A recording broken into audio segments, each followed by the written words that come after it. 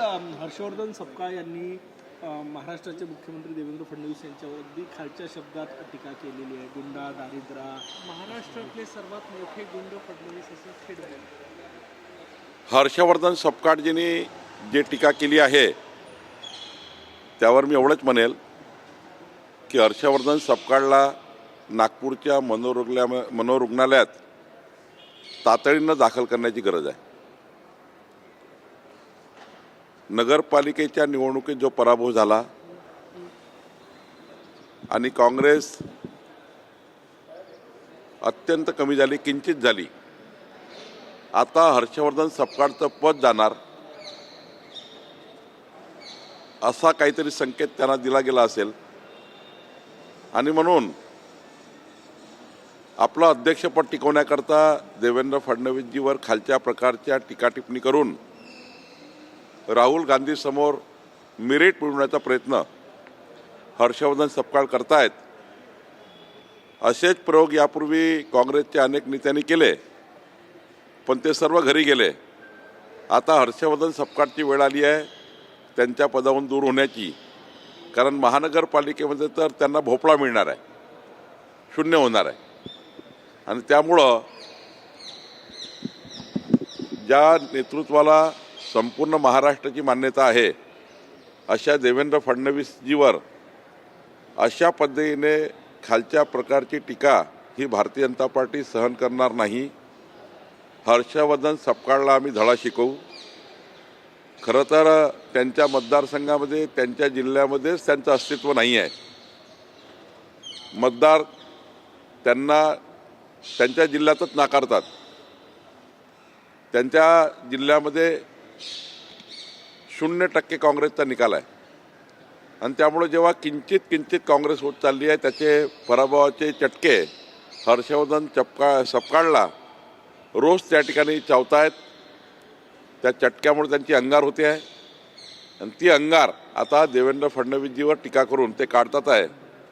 यानंतर मात्र Bharatiya Janata party Harshvardhan सपकाळचे statement सहन करणार नाही.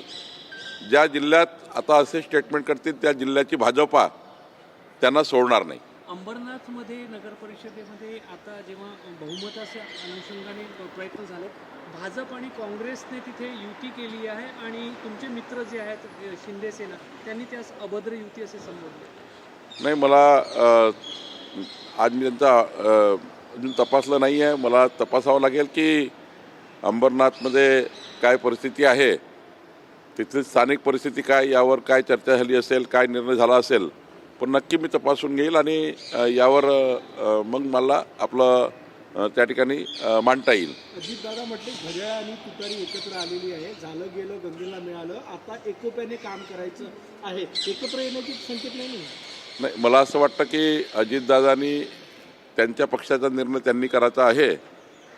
शेवटी स्थानिक निवडणुकीमध्ये कोण्या पक्षासोबत त्यांनी जावं याबद्दलचे त्यांच्या पक्षाचे अधिकार आहे. त्यांच्या अधिकारात मी बोलणे काही योग्य नाही. अकोटमध्ये MIM सोबत भाजपने आपली आघाडी रजिस्टर्ड काल केली आहे. भाजपसह इतर दोन्ही शिवसेना, दोन्ही राष्ट्रवादी पण MIM सोबत त्या ठिकाणी आहे. MIMला टाळूनही बहुमत होऊ शकत होता तिथे. नाही, नागरी गट जेव्हा बनवतो किंवा एखादा विकासाचा गट बनतो किंवा डेव्हलपमेंटचा गट तयार होतो, त्या ठिकाणी वेगवेगळ्या पक्षाचे लोक एकत्र येतात आणि त्यामुळं मला वाटतं शेवटी एक काहीतरी स्थानिक लेवलला आघाडी झाली असेल, डेव्हलपमेंटकरता आघाडी झाली असेल, त्या अनुषंगाने काही तिथे गट तयार झाला असेल, त्यावरही मी त्या ठिकाणी तपासून घेणार आहे. महानगरपालिका निवडणुकांसाठी जे भाजपनं प्रचारगीत तयार केलं होतं त्यामध्ये भगवा शब्द असल्यानं ते प्रचारगीत निवडणूक आयोगानं नाकारला. ठीक आहे, काही आक्षेपार्ह असेल किंवा एखादी गोष्ट आचारसंहितेमध्ये बसत नसेल ती आयोगाने नाकारली असेल, त्याबद्दल मला काही फार याबद्दल टिप्पणी करणे योग्य होणार नाही. ठाकरे बंधूच्या मुलाखतीचा टीझर प्रसिद्ध झालेला आहे. त्यामध्ये त्या टीझरमध्ये राज ठाकरेंनी म्हटलेलं आहे की भ्रष्टाचारावर देवेंद्र फडणवीसांनी बोलू नये. असं आहे की एखाद्या डेव्हलपमेंटच्या विषयावर जर एखादा टीझर आलं असतं तर समजू शकलो असतो. भावनात्मक पद्धतीने मतं मागण्याकरता, टीका टिप्पणी करून मतं मागण्याकरता त्यांचे टीजर लॉन्च होतात. पण मी परवाही सांगितलं की महाराष्ट्राची जनता ही डेव्हलपमेंटच्या बाजूने आहे. डेव्हलपमेंट म्हणजे देवेंद्र फडणवीसजी आहे, देवेंद्र फडणवीसजी म्हणजे डेव्हलपमेंट आहे. त्यामुळं हे टीजर, टीका टिप्पणी यावर काही होणार नाही. आणि ती जी मुलाखत आहे ती यांनी दिली त्यांनी घेतली, यांनी दिली त्यांनी घेतली, अशा मुलाखतीला फार अर्थ नाही आणि यातनं काही मतं मिळत नाही. जयंत पाटलांनी टीका केली आहे की काँग्रेसमधून भाजपमध्ये गेलेल्यांनी भाजप ताब्यात घेतली आहे, जे निष्ठावान कार्यकर्ते आहेत ते सतरंज उठवले. ज्या दिवशी आपण पक्षप्रवेश करतो ज्या पक्षात, त्याच दिवशी त्या पक्षाचा तो कार्यकर्ता होतो. पूर्वाश्रमी ते कुठल्याही पक्षात असेल, पण आमच्या पक्षात आल्यानंतर आता ते भाजपचे कार्यकर्ते आहेत, भाजपचे नेते आहेत. त्यामुळं जर मूळ विचारधारा बदलून आमच्या विचारधारेला कोणी स्वीकारत असेल आणि या महाराष्ट्राच्या या देशाच्या विकासाकरता, विकसित महाराष्ट्र विकसित भारताकरता साथ देण्याकरता जे लोक आले आहेत त्यांचा आम्ही स्वीकार केलेला आहे. आणि असं नाही आहे की काँग्रेसमधनं आले त्यांनी पक्ष ताब्यात घेतला. हा पक्ष कोणी ताब्यात घेऊ शकत नाही. या पक्षाला कोणी या ठिकाणी एक नेता नाही आहे. हा पक्ष सामूहिक पद्धतीने चालतो आणि या पक्षामध्ये खऱ्या अर्थाने सामूहिक निर्णय होतात आणि त्यामुळं कोणीही पक्ष ताब्यात घेऊ शकत नाही. कोणाची मक्तेदारी या पक्षात नाही. कोणी या पक्षामध्ये त्या ठिकाणी कुणाला डावलून मोठा होत नाही. आपापल्या कर्तृत्व आणि कर्तव्यावर, आपल्या कर्तृत्व आणि कर्तव्यावरच भारतीय जनता पार्टीमध्ये मोठं होता येतं. जयंत पाटलांनी असं म्हटलं आहे की पैशाचा पाऊस पडणार आहे, वाहून जाऊ नका. सत्तेपासून पैसा आणि पैशापासून सत्ता हे जे समीकरण त्यांच्या काळात होतं त्यांना ते दिवस आठवतात. म्हणजे त्याला आपण म्हणतो की जे त्यांनी त्यांच्या जीवनामध्ये केलं आहे, त्यांनी त्यांच्या जीवनात जे प्रकार केले आहे असे पवित्र प्रकार त्यांना आठवतात.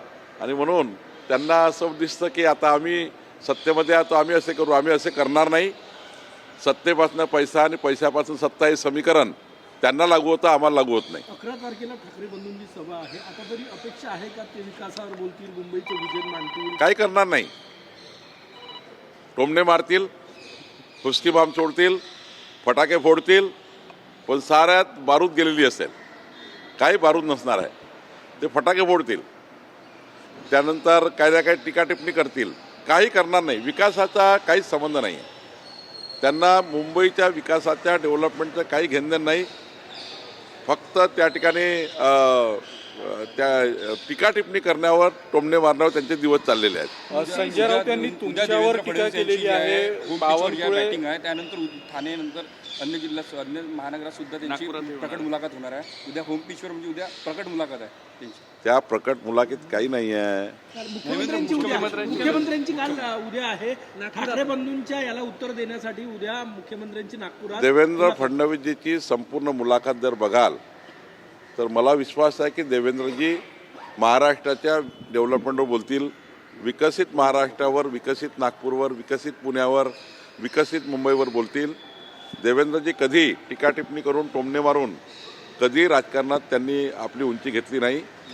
डेव्हलपमेंटच्या आधारावर देवेंद्रजी नेहमीच त्या ठिकाणी आपलं मत मांडतात. संजय राऊत यांनी तुमच्यावर टीका केलेली आहे. त्यांनी तुम्हाला म्हटलेलं की बावनकुळे तपास अधिकारी आहेत का, न्यायाधीश आहेत का, आणि भाजप ब्लॅकमेलिंगचं काम करतं, भाजप कामाठी पुरा झालेला आहे, कोणी या अशा खालच्या स्तरात टीका केली नाही. ठीक आहे, त्यांना टीका करायचा अधिकारच आहे विरोधी पक्ष म्हणून. पण ते सिंगल डिजिट राहणार आहे म्हणून घाबरलेले आहेत. महाराष्ट्रामध्ये सिंगल डिजिटमध्ये आले आहेत उबाठा. आता महानगरपालिकामध्ये हे चालू होणार आहे. त्यांची पार्टी रोज खड्ड्यात चालली आहे. त्याची चिंता त्यांना नाही आहे. त्यामुळं ते विरोधकावर आरोप करून, माझ्यावर आरोप करून काही आनंद व्यक्त करतायत. ठीक आहे, त्यांना लखलाभ आहे. नितेश राणे म्हणतात भाजपमध्ये प्रत्येकाला देवेंद्र फडणवीस सारखं व्हायचं आहे, मात्र त्याआधी देवेंद्र फडणवीस यांचे गुण आत्मसात केले पाहिजे. नेमकं कोणाला म्हणतात नितेश राणे? भाजपच्याच कुठल्या नेत्याला म्हणतात? नाही, नितेश राणेजी कोणाबद्दल बोलले मला माहिती नाही. पण कुठला संदर्भ घेऊन हे बोलले हेही माहिती नाही. मी त्यांच्याही चर्चा करील. भाजप दुतोंडी गांडूळ आहे असं संजय राऊत म्हणतात. MIM सोबत युती केली, कसं पाहता अशा पद्धतीने ते शब्द वापरून भाजपवर विचार? नाही, महाराष्ट्रामध्ये कोण दुतोंडी आहे, कोण चारतोंडी आहे, कोण पाचतोंडी आहे आणि कोणी आठतोंडी आहे हे जे महाराष्ट्रात जनतेने बघितलं आहे. उबाठांनी काँग्रेससोबत, काँग्रेसच्या विचाराची अनेक वेळा संगनमत केलं आहे. मी वारंवार सांगतो की एखादी नगरविकास आघाडी, एखादी ग्रामविकास आघाडी तयार होतं डेव्हलपमेंट करता, ती त्या स्थानिक लेवलची असतं. पण भारतीय जनता पार्टी कधी विचाराच्या विरुद्ध आपला पक्ष कुणाच्या वेठीस बांधत नाही. निश्चितपणे मी तपासून बघेल की त्या ठिकाणी काय झालं आहे आणि स्थानिक लेवलला काही डेव्हलपमेंटची युती झाली असेल तर तेही बघेल. सर माझं